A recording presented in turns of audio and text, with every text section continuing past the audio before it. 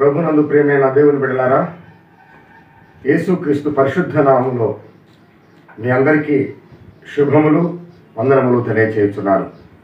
మరొకసారి దేవుని వాక్యాన్ని మనం పంచుకోవటానికి దేవుడు మనకి గొప్ప అవకాశాన్ని కలగజేశాడు. ఎంతోమందికి అవకాశం లేదు, ఈ భాగ్యం లేదు. అయితే మీరందరూ కూడా మన యూట్యూబ్ ఛానల్ ద్వారా చక్కటి ప్రసంగాలు మీరు వింటూ ప్రభునందు బలపడుతూ గొప్పగా మీ జీవితాలు మార్చుకుంటూ దేవుని సేవలో, దేవుని పరిచర్యలో, దేవునికి నమ్మకస్తులైన బిడ్డలాగా జీవిస్తున్న మీ అందరికీ కూడా ప్రభు నామములో వందనాలు తెలియజేస్తున్నాను. దేవుని వాక్యంలోకి వెళదాం. తలలో వచ్చి కళ్ళు మూసుకొని ప్రభు ధ్యానంలోకి వెళ్దాం. ప్రార్థన చేసుకుందాం. పరిశుద్ధుడైన దేవ, మహిమ కలిగిన రాజా, సర్వశక్తిమంతుడమైన ప్రభువా, నీకు వేలాది వేల వందనాలు, స్తోత్రాలు. గడిచిన దినములన్నీ మమ్మల్ని కాచి కాపాడి సంరక్షించి మరొక దినములో మమ్మల్ని ప్రవేశపెట్టి ఇలాగా నీ యొక్క లేఖన భాగాలను జ్ఞాపకం చేసుకుంటూ, నిన్ను గుర్తు చేసుకుంటూ, నువ్వు చేసిన త్యాగమును గుర్తు చేసుకుంటూ, కలవరిలో మీరు మా కోసం ప్రాణ త్యాగము చేసిన విధమును జ్ఞాపకం చేసుకుంటూ ఈ సమయంలో వాక్య ధ్యానంలోకి వెళుతూ ఉన్నాం. మీరు మాతో ఉండండి, మీరు మాట్లాడండి. వింటున్న బిడ్డలకు మంచిగా అర్థమయ్యేలాగిన కృపను చూపించండి. నేను ఎదుగుతుంది మీరు మహిమ పొంది అపవాదికి సిగ్గు కలిగించమని యేసు పరిశుద్ధ నామములో అడుగుతూ ఉన్నాము తండ్రి, ఆమేన్. ప్రియులారా, అందరూ క్షేమంగా ఉన్నారా? మీరందరూ కూడా సంతోషంగాను, సమాధానంగాను, నెమ్మదిగాను, ఆరోగ్యంగాను, ఐశ్వర్యముతోనూ మీరందరూ ఉండాలని నేను మీ కొరకు ప్రత్యేకంగా ప్రార్థన చేస్తూ ఉన్నాను. ఎంతోమంది ఫోన్ల ద్వారా నాతో మాట్లాడుతూ ఉన్నారు, ఎస్ఎంఎస్లు చేస్తూ ఉన్నారు. వారందరూ కూడా ప్రార్థన అవసరతలు కోరుతున్నారు. వారందరి కొరకు కూడా ప్రార్థన చేస్తున్నాను. వాక్యం వింటున్న మీ కొరకు కూడా నేను ప్రార్థన చేస్తాను. ఈరోజు మన యొక్క అంశము నమ్మదగిన దేవుడు. నమ్మదగిన దేవుని గురించి మనం తెలుసుకుందాం. ఈ నమ్మకం అనేది చాలా ప్రాముఖ్యమైనటువంటి అంశం.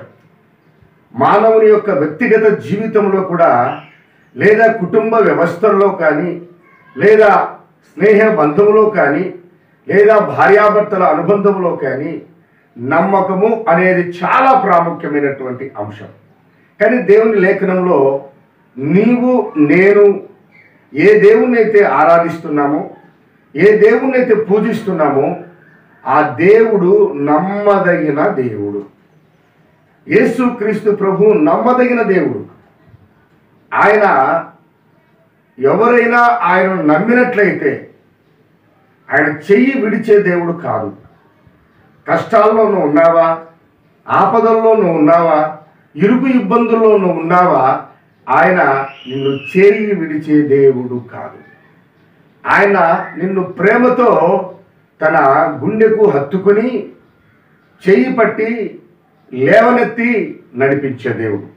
ద్వితీయోపదేశ కాండం 7వ అధ్యాయం 9వ వచనంలో అంటాడు, కాబట్టి నీ దేవుడైన యెహోవా తానే దేవుడనియు తన్ను ప్రేమించి తన ఆజ్ఞలన్నీ అనుసరించి నడుచుకుని వారికి తన నిబంధన స్థిరపరిచి 1000 తరముల వరకు కృపచూపు దేవుడును నమ్మదగిన దేవుడును అని ద్వితీయోపదేశ కాండంలో వ్రాయబడి ఉంది.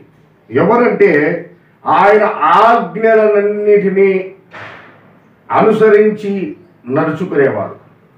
ఒక మాటలో చెప్పాలి అంటే దేవునికి ఇష్టుడై ఉండటం. దేవునికి ఎవరైతే ఇష్టులై ఉంటారో, దేవునికి ఎవరైతే ప్రియులై ఉంటారో, ఎవరైతే దేవుని ఆజ్ఞను గైకొంటారో, ఎవరు దేవుని మాట ప్రకారం నడుస్తారో, ఎవరైతే దేవుని మాటకు లోబడతారో వారు ఇష్టమైనటువంటి దేవుని బిడ్డలు. వారినట ఏం చేస్తాడు? ఆయన ఐశ్వర్యము చొప్పున కృప చూపిస్తాడట. ఉచితముగా నువ్వేమీ ఇవ్వాల్సిన అవసరం లేదు. నీ హృదయాన్ని దేవునికి ఇచ్చి దేవుని ఆజ్ఞలు గైకంటే, ఆయన దేవుడిని నమ్మితే ఆయన రక్షించే వాడిని నమ్మితే, ఆయన కృప చూపించే వాడిని నమ్మితే ఆయన అంటున్నాడు, అయ్యా 1000 తరముల వరకు నేను కృప చూపిస్తాను. 1000 తరములు అంటే ఆలోచన చేయండి. నీ కుమారుల కుమారుల కుమారుల వంశాలను దేవుడు దీవిస్తాడు. చాలామంది ఇటు 7 తరాలు అటు 7 తరాలు అంటుంటారు. అలాగా నీ యొక్క వంశమును దేవుడు 1000 తరముల వరకు కృప చూపుతూ, ఆశీర్వదిస్తూ, ఐశ్వర్యమిస్తూ, ఆనందాన్ని ఇస్తూ, సమాధానాన్ని ఇస్తూ ఆయన నిన్ను నడిపిస్తాడు. ఎందుకు తెలుసా? ఆయన నమ్మదగిన దేవుడు. నేను నమ్మదగిన దేవుడను అని ఆయన సెలవిస్తూ ఉన్నాడు. అదే కొరింథీయులకు రాసిన మొదటి పత్రిక 1వ అధ్యాయం 9వ వచనంలో ఇలాగ వ్రాయబడి ఉంది, మన ప్రభు అయిన యేసు క్రీస్తు అను తన కుమారుని సహవాసమునకు పిలిచినటువంటి దేవుడు నమ్మదగిన దేవుడు. సహవాసం, యేసు క్రీస్తు ప్రభువుల సహవాసం, సహవాసపు గుంపులో ఉండాలి, ఆరాధన గుంపులో ఉండాలి, స్తుతి ఆరాధన గుంపులో ఉండాలి, ఉపవాసపు ప్రార్థన గుంపులో ఉండాలి, పరిశుద్ధుల గుంపులోనూ ఉండాలి, యేసు ప్రభు యొక్క గుంపులోనూ ఉండాలి. అప్పుడట ఆయన నమ్మదగిన దేవుడు. ఆయన నిన్ను విడవడు, ఎడబాయడు. ఆయన నిన్ను ఎల్లవేళలా కాపాడుతూ నడిపిస్తూ ఉంటాడు. కనుక ప్రియులారా, కొరింథీ సంఘముతో ఆయన చెప్పిన మాటలు ఈ దినాన మీకు కూడా తెలియజేస్తూ ఉన్నారు. ఏమని అనగా, మిమ్మల్ని పిలిచిన దేవుడు, ఆయన పిలుస్తాడు, మిమ్మల్ని పిలుస్తాడు. రండి, నా వద్దకు రండి, భారము మోసుకొనిచిన సమస్త జనులారా, మీరు నా యొద్దకు రండి, నేను మీకు విశ్రాంతి కలగజేస్తాను, మీకు నెమ్మదిని కలగజేస్తాను. దుఃఖంలో ఉన్నారా? సంతోషాన్ని ఇస్తాను. బాధల్లో ఉన్నారా? నెమ్మదిని ఇస్తాను. అప్పుల్లో ఉన్నారా? మీ అప్పులన్నీ తొలగిస్తాను. ఎంత మంచి దేవుడు, ఎంత కరుణ కలిగిన దేవుడు, జాలి కలిగిన దేవుడు, నమ్మకమైన దేవుడు. ప్రియ దేవుని బిడ్డలారా, వాక్యం వింటున్న బిడ్డలారా, దేవుడి ఇదో నీతో మాట్లాడుతున్నాను, నేను నమ్మదగిన దేవుడను. నువ్వు నమ్ముతున్నావా? ఆయన ఆజ్ఞలు గైకొంటున్నావా? ఆయన విశ్వాసము నమ్మికతోనూ ఉన్నావా? అయితే నీ జీవితాలు అద్భుతాలు చేస్తాడు దేవుడు. నీ జీవితంలో ఆశ్చర్య కార్యాలు చేస్తాడు. కన్నీటిని పన్నీటిగా మారుస్తాడు. దుఃఖ దినములన్నిటినీ సమాప్తం చేస్తాడు. ప్రియులారా, వాక్యం ఇచ్చినట్టు దేవుని బిడ్డలారా, ప్రభు అయిన యేసును నమ్మండి, ఆయన యందు విశ్వాసం ఉంచండి. ఆయన నీ యొక్క అవసరతలు అక్కర్లు తీర్చేవాడు. హెబ్రీయులకు రాసిన పత్రికలో అంటాడు, 10వ అధ్యాయం 23వ వచనంలో వ్రాయబడి ఉంది, వాగ్దానము చేసిన వాడు నమ్మదగినవాడు కనుక మన నిరీక్షణ విషయమై మనం ఒప్పుకున్నది నిశ్చయముగా పట్టుకుందాం. వాగ్దానము చేసిన దేవుడు నమ్మదగిన దేవుడు. ప్రియులారా, దేవుడు ప్రతి ఒక్కరికి ఒక్కొక్క వాగ్దానాన్ని ఇస్తాడు. ఎప్పుడైతే ఆ వాగ్దానాన్ని నువ్వు నమ్ముతావో, ఈ వాగ్దానం అనేది జనవరి నెలలో అందరూ తీసుకుంటూ ఉంటారు. అప్పుడు ఏ వాగ్దానం అయితే నీకు ఇచ్చినాడో దేవుడు, ఆ వాగ్దానాన్ని నెరవేర్చే దేవుడు నమ్మకమైన దేవుడు. వాగ్దానం ఇచ్చి ఊరికి మాట ఇచ్చి విడిచిపెట్టే దేవుడు కాదు. ఆయన మానవ మాత్రుడు కాదు. మనుషులు నమ్ముట కంటే యెహోవాను ఆశ్రయించుట మేలు. కనుక ప్రియులారా, ఈ సమయమందు నమ్మదగిన దేవుడు వాగ్దానం చేస్తే ఆ వాగ్దానాన్ని నెరవేర్చే దేవుడి దగ్గర నువ్వు నేను ఉన్నా. ఇశ్రాయేలు జనాంగమునకు వాగ్దానము చేశాడు. పాలు తేళ్లు ప్రవహించే దేశానికి నడిపిస్తానన్నాడు, నడిపించాడు. అబ్రహాముకు కుమారుని ఇస్తాను అన్నాడు, ఇచ్చాడు. హన్నాకు కుమారుని ఇస్తానన్నాడు, ఇచ్చాడు. వాగ్దానం చేస్తే నువ్వు ప్రార్థించి మోకాళ్ళేసి కన్నీరు విడిచి ఎప్పుడైతే ప్రార్థన చేస్తావో, ఆ ప్రార్థనకు జవాబిచ్చి, ఆ ప్రార్థనకి ఏ జవాబు అయితే దేవుడు ఇచ్చాడో దాన్ని నెరవేర్చే దేవుడు. హల్లెలూయా.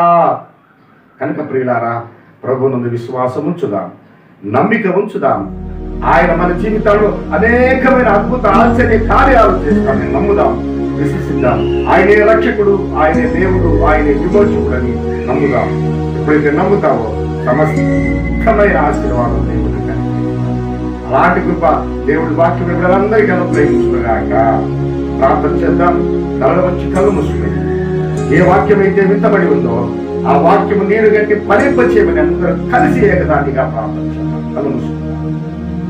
పరిశుద్ధమైన దేవా, మహిమ కలిగిన రాజా, నీకు స్తోత్రం. మీరు మాతో మాట్లాడారు.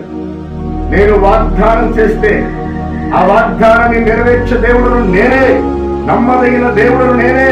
నా యందు విశ్వాసం ఉంచండి, నా ఆజ్ఞలన్నింటినీ మీరు గైకొనండి. అప్పుడు మీకు ఐశ్వర్యం, ఆనందాన్ని, సమాధానం, నా కృప నీకు ఇస్తానని చెప్పావు ప్రభువా. నీకు స్తోత్రం. వాక్యమైన బిడ్డలందరికీ నీ దయగల కృపను అనుగ్రహించండి. నీ ఆశీర్వాదముల చేత నింపండి. రోగముల చేత, వ్యాధుల చేత, సమస్యల చేత, అప్పుల చేత, గుర్తు తగాదాల చేత ఎవరెవరైతే సతమతమవుతున్నారు కృప అని బిడ్డలందరూ మీరు దీవించి ఆశీర్వదించి ప్రతి కీడు నుంచి తొలగించి క్షేమాభివృద్ధి మీద కలిగించి యేసు పరిశుద్ధ నామములో అడుగుతున్నాము. ఆమేన్. మన ప్రభు యేసు క్రీస్తు తండ్రి యొక్క దీవెన, పరిశుద్ధాత్మ అన్యోన్య సహవాసం వాక్యమైన బిడ్డలందరికీ నిత్యము తోడై నడిపించునుగాక. ఆమేన్.